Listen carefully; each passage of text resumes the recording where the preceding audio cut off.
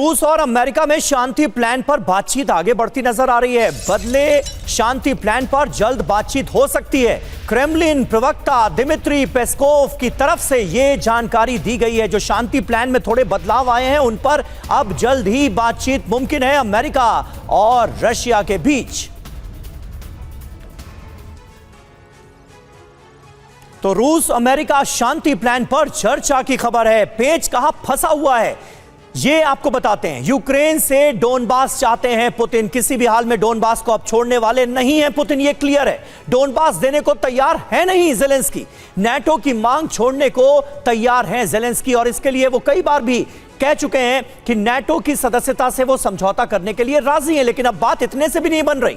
America से सुरक्षा guarantee चाहते हैं जेलेंस्की। गतिरोध वाले मुद्दों पर रूस और अमेरिका में बातचीत होने जा रही है और इसका जो नतीजा निकलने वाला है रवि, वो जेलेंस्की के लिए एक बड़ा झटका साबित हो सकता है। बिल्कुल, जेलेंस्की जो चाहते हैं उसके अनुरूप तो ये जाता दिखाई नहीं दे रहा मनीष। लेकिन एक बात तो माननी पड़ेगी, ट्रंप भी रुकने वाले नहीं, लगातार कोशिश तो कर ही रहे हैं। अगर इस पूरे पीस प्लान को बार बार टेबल पर लाना, इन देशों को पुश करना, ये कुछ कोई कर रहा है तो ये ट्रंप ही कर रहे हैं। क्या इसका क्रेडिट ट्रंप को जाएगा? देखिए, इसका क्रेडिट तो खुद राष्ट्रपति पुतिन भी ट्रंप को देते हैं। वो कहते हैं कि ट्रंप अपनी तरफ से कोशिश कर रहे हैं, लेकिन साथ में क्रेमलिन ये कहता है कि अमेरिका में भी बहुत से लोग, बहुत सी संस्थाएं हैं जो ट्रंप के इन प्रयासों को फेल करने में लगे हैं। लेकिन इस वक्त ट्रंप के लिए सबसे बड़ी चुनौती है यूरोपीय नेताओं से डील करना, क्योंकि यूरोपीय नेता हर बार ट्रंप के प्रयासों पर पानी फेर देते हैं। और अभी इस बार भी वही हुआ, जब उन्होंने 28 पॉइंट का एक फार्मूला निकाला, उसके बाद भी देखिए किस तरीके से जेलेंस्की और यूरोपीय नेताओं ने काउंटर में एक 20 पॉइंट का फार्मूला निकाला, जिसमें वही घिसी पिटी शर्तें फिर से है।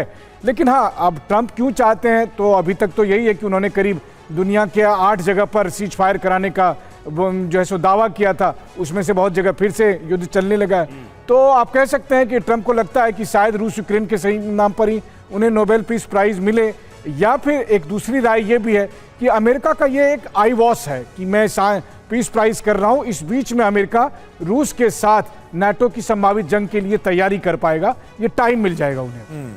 बिल्कुल। और देखिए, इस बीच एक अहम खबर नीप्रो से आ रही है। यूक्रेन के नीप्रो में रूस ने हमला किया है। हमलों का सिलसिला लगातार जारी है। यूक्रेन भी हमले कर रहा है, रूस भी हमले कर रहा है। यूक्रेन के टैंक को ताजा हमले में तबाह कर दिया है रूस ने। ये उसकी तस्वीरें आपके सामने।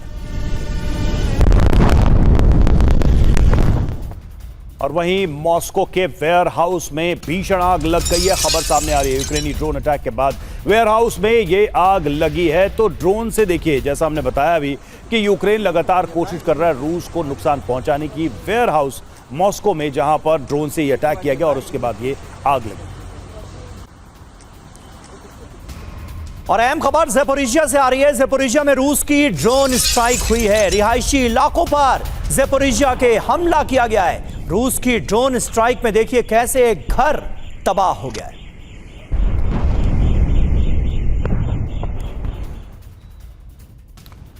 और यूरोप की युद्ध साजिश का पर्दाफाश हुआ है। क्या बड़ी जानकारी सामने आ रही है वो आपको बता रहे हैं। इटली के सीनेटर का चौंकाने वाला खुलासा। यूरोप की यूक्रेन युद्ध भड़काने की कोशिश, युद्ध के लिए यूक्रेन को हथियार दे रहा है यूरोप।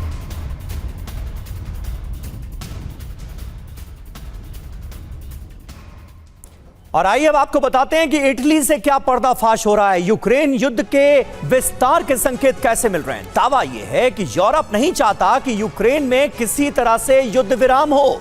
यूरोप की यूक्रेन युद्ध को भड़काने की साजिश चल रही है। डोमिनिको गैलो पूर्व सीनेटर हैं इटली के, वो ये दावा कर रहे हैं। अब इस दावे की वजह क्या है? कीव को हथियार सप्लाई जारी रखना चाहता है यूरोप। यूरोप का आप रुख देखिए कितना अग्रेसिव है।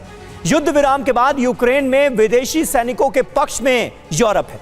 रूस के साथ बड़ी जंग की तैयारी कर रहे हैं यूरोपीय देश। इसके आसार डोमिनिको गैलो भी जताते हुए नजर आ रहे हैं। बड़ी बात यह है कि गैलो ने कहा कि युद्ध विराम के साथ तनाव कम हो, यूक्रेन को हथियारों की सप्लाई रोकी जाए। लेकिन संदीप त्रिपाठी जी, ऐसा तो होता नजर नहीं आ रहा है। यहां तक कि ट्रंप के समझाने के बावजूद भी यूरोप बिल्कुल अलग और अग्रेसिव रुख अख्तियार कर चुका है। यूक्रेन को हर तरह से फ्यूल किया जा रहा है कि वो मरते दम तक इस लड़ाई को जारी रखे। देखिए, जेलेंस्की के लिए ये डू एंड डाई का सवाल है, तो मुझे नहीं लगता है कि व्यवहारिक तौर पर से जेलेंस्की अभी जो कुछ हद तक हम सुनने में आ रहा है कि वो कह रहे हैं कि हम मेंबरशिप नहीं लेंगे, तो हमें सिक्योरिटी गारंटी दे दीजिए। वहाँ पर भी अमेरिका की बहुत दिलचस्पी नहीं दिख रही है।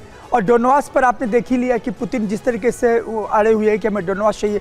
मुझे लगता है कि यदि किसी तरह से डिप्लोमेटिक चैनल पर, डिप्लोमेटिक टेबल पर ये यूक्रेन लूज करता, जेलेंस्की लूज करते हैं, तब भी उनका मर्डर है, और यदि नहीं करते तब भी है।